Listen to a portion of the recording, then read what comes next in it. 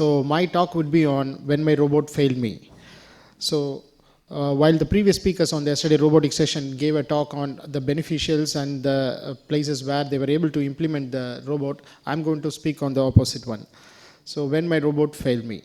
So robotic spine surgery has made significant advances in specialties like general surgery, urology and gynecology. However, in spine surgery, the robot was introduced only in 2004, and the first robot to get an FDA approval was Spine Assist from Vijay Robotics in the year 2004. Since its introduction, the ability of the robots and its application has increased considerably.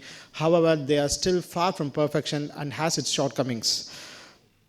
So the robot systems can be classified into three. One is the supervisory control, which the surgeon plans the operation and specifies the motion, while the robot performs this motion autonomically under the surgeon's supervision. The second is the telesurgical interaction, like the Da Vinci, where the surgeon directly controls the surgical instruments which are held by the robot in real time. The third one is the shared control system, where the surgeon and robot control the surgical instruments simultaneously. All the spine robots are shared control systems. So our robot was a Globus XSCS robot, which we purchased in the beginning of the year. So it is also a shared control system and a floor mounted system where the robotic arm is attached to a floor apparatus. So with our limited experience, we had quite a few issues. While the company will always paint a rosy picture that everything is going to be good, there is definitely some shortcomings. So I'm going to go through a couple of case scenarios. So case scenario one, this is a 60-year female with an L4-5 spondylolisthesis. So the patient was significantly obese with a BMI of greater than 40. So this is a preoperative radiographs with an L4-5 listhesis, and there's MRI showing a degenerative listhesis with the significant stenosis under facetal effusion as well. So our plan was to do a percutaneous pedicle screw instrumentation and do an MIS TRIF. So we had positioned the patient, and you could see that the patient is significantly obese with a large belly, and despite placing the patient on a bigger bolsters and sandbags, still the abdomen was compressed. So we had draped the patient, we have attached the reference arrays to the PSIS, and we had try to bring in the robot for putting the screws, and that's when we were surprised. So when the robot came in, so this was the image we got. So all of the screws were still showing far. No matter how much we tried to adjust the position of the robot, still all the screws were out of reach. So what has happened here? So there are a couple of learning points. So what has happened here is that the patient was obese, so we have used the biggest bolsters to accommodate the belly, and there were a big sandbag to relieve the abdomen compression, and there is a mattress below, and the thickness of the patient's body. All together made the patient's height to be increased, operating area to be significantly higher, and it was not possible for the robot to reach the location. So the learning points were in these obese patients. So we had to use only a smaller bolsters despite the patient, even if it is obese and there is abdominal compression. And we have to remove the mattress in cases to accommodate, and you have to keep the table to the maximum for the robotic arm to come in.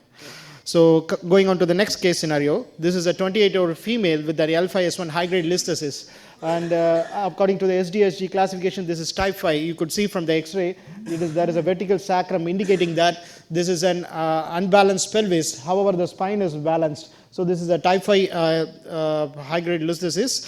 So our plan was not to do a reduction, since the L5 screws were little dysplastic and thin. So we intend to do a delta fixation, which is otherwise a transpedicular, transdiscal, transcorporeal screw through the S1 pedicle. So through the robot, we were successfully able to implement it. You could see that the trajectory made from the S1 pedicle into the disc, into the L5 body. On both the side, we were able to get a successful screw through that. And when we tried to place the robot for the L5 screw, that's the next surprise came in. So this is when the robot came in. So it tried to adjust it to reach the L5 screw, and that's when there was a problem. So the more it tried to reach the L5 location, it started to sit on the patient's thorax. It started pressing on the thorax of the patient. And that is my boss, Professor S.R. is surprised whether his investment was worth it. So what has happened here was the L5 pedicle being a little dysplastic, we had placed the screw, our plan was to place it close to the superior end plate where we could get the good purchase. And the next thing was there is a significant lumbosacral kyphosis. So when the patient was position prone, and it is going to slightly increase the lordosis as well.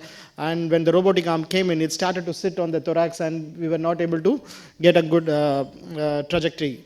And we had to complete the screw, however, by using the navigation, which was still working, and this was their post-operative X-rays. So coming on to the third case scenario, this is a 13-year-old patient with an adolescent idiopathic scoliosis with the Cobb's angle around 62. So we were able to successfully put the lumbar screws, but however, when we come to the thoracic apical screws, we tried to press the pedal and try to position the robot. When the robotic arm came in, there was significantly, continuously, it was showing end effector hidden, end effector hidden. So what was happening, we couldn't understand. That's me and my surgical assistants who were fellows who was looking at the screen, what is happening, and try to understand why we were facing this problem. So this is the robotic arm. You could see that there is an end effector through which there is a sleeve through which the instruments and the, your drill, your screw and everything is inserted. So this is a detachable end effector. It has an infrared sensor, which is a light based, not like a reference based arrays like in a different one. So this light has to be sensed by the IR camera for the and it tracks the robotic arm in real time. So when the robotic arm tried to locate itself to accommodate for the apical screws, it started to rotate to accommodate the rotation, and it started looking down, and the IR camera was not able to recognize it anymore. So there are a couple of ways to get away with this. One is like you have to rotate the patient, and the next thing is that you have to plan your trajectory in such a way that the screws are little divergent, not more convergent, or you have to take the IR camera to run around to accommodate so that the end effector is able to see that.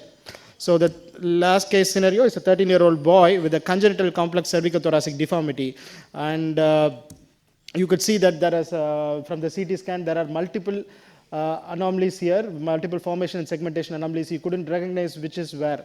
So we had planned to do a in situ fusion at least in this case, and with a minimal release, and try to achieve whatever it is without doing an osteotomy, because there were also cord anomalies. So since there was already a preoperative CT, we did not want to repeat a CT during intraoperative scan. So we wanted to use the preoperative CT to do the surgery. So we were able to successfully see in the AP X-ray, and we were able to label and for the registration purposes. And we took the lateral X-ray, we were able to label the cervical ones.